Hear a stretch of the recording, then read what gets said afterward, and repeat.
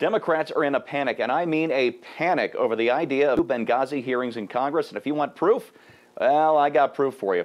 I'm Steve Green. This is Trifecta. And let's bring on Scott Ott and Bill Whittle and show you the absolute disarray on the left just because Congress wants to ask some questions about what really happened in Benghazi and in the White House on that night 2 years ago when 4 Americans were murdered on sovereign American soil. Gents, the Democrats, well, they've really become famous these last few years for picking a party line on the issue of the day and sticking to it.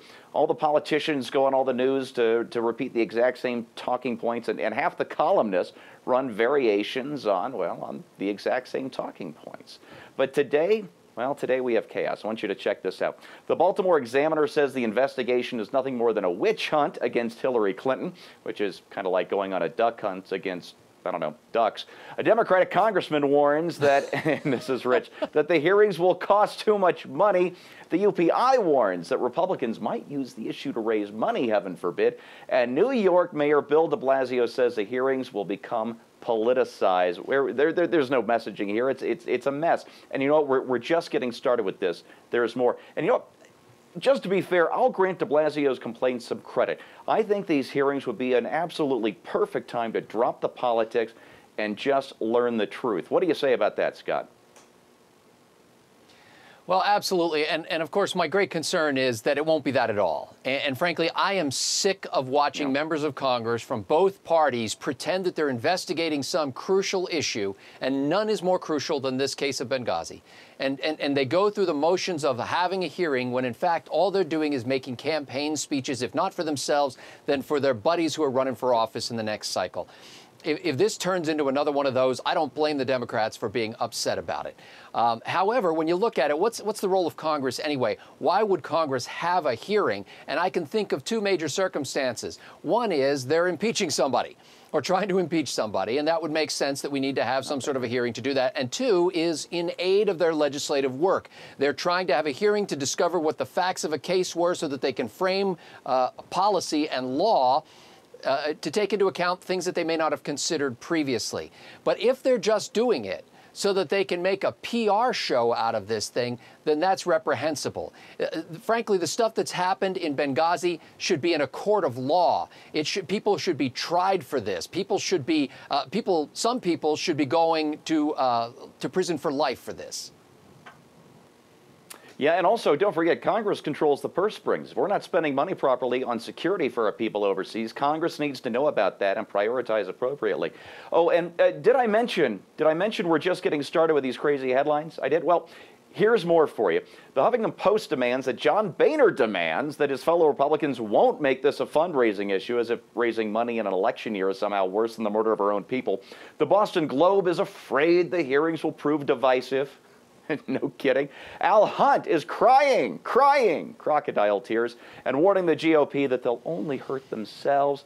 And who better than our own former Secretary of State, the woman whose charges were murdered on her watch, to tell us that there's no reason for an investigation. Oh, and you know what? I should mention that after the crew put all these headlines together for you, I read even more claims that this would be a show trial, it would be a kangaroo court, and Eleanor Clift on Monday night claimed that Ambassador Stevens wasn't murdered, but that he merely died of smoke inhalation because of a YouTube video. True story. Eleanor Clift, you can look that up. Bill, why is the Democrat messaging machine broken down so completely over one little investigation that hasn't even started yet? Well, that's the question. Before I get into the issue of Benghazi, let me just simply say that as we remember in the mother of all scandals, the Watergate scandal, so we have Benghazi Gate and every other gate. Let's look at what happened in Watergate. In Watergate, you had the president apparently with knowledge of a petty burglary to get some minor information in which no one was hurt, no one was killed, no one was wounded or injured. It was dirty politics, but it was a break-in where nobody was injured. The smoking gun in that case was an 18.5-minute gap in the recordings of the White House that appear to have criminated Richard Nixon. Was blamed on his secretary making an accidental recording error. She just accidentally erased that critical 18.5 minutes. That was enough to bring down the President of the United States. Bring him down. And essentially to cause the Democrats to come to power the next cycle, based on Watergate. That was what caused a complete transfer of power and politics and alignment in American in American governments, a break-in, a third-rate break-in. So what do we have in Benghazi? We have a U.S. ambassador calling for aid for weeks or months prior to the event. He's murdered. 3 other people were murdered, including 2 former SEALs who were fighting for their lives for at least 6 hours, when after the fact we were told that the helicopters never could have gotten there in time. It took 2 hours for the helicopters to get there. They had no way of knowing how long those guys would be fighting for their lives. But the real issue about Benghazi that has such incredible importance is it goes directly to the competence and the character of the 2 fundamental leaders of the Democratic Party, Barack Obama and his presumptive heir, Hillary Clinton. Instead of an 18.5-minute gap on a piece of tape, we have an 8-hour gap where the President of the United States is unaccounted for. Nobody officially knows where he is. You have to really think about this now. You've got guys who are looking at real-time surveillance of mortar rounds coming into a consulate. You see gunfire being returned. The president apparently went to sleep and let Susan Rice handle it. Hillary Clinton, is it a witch hunt against Hillary Clinton? You're damn right it is. It goes directly to her issue of competence, to her issue of politics, to her issue of character. It goes directly to all of these things. If this isn't news, then nothing is news.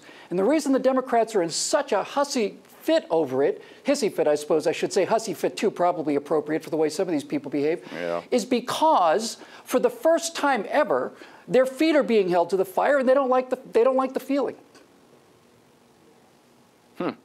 Go figure, imagine that. You know, folks, this is what we call the spaghetti approach to smearing the opposition. That's where you throw everything against the wall and you see what sticks.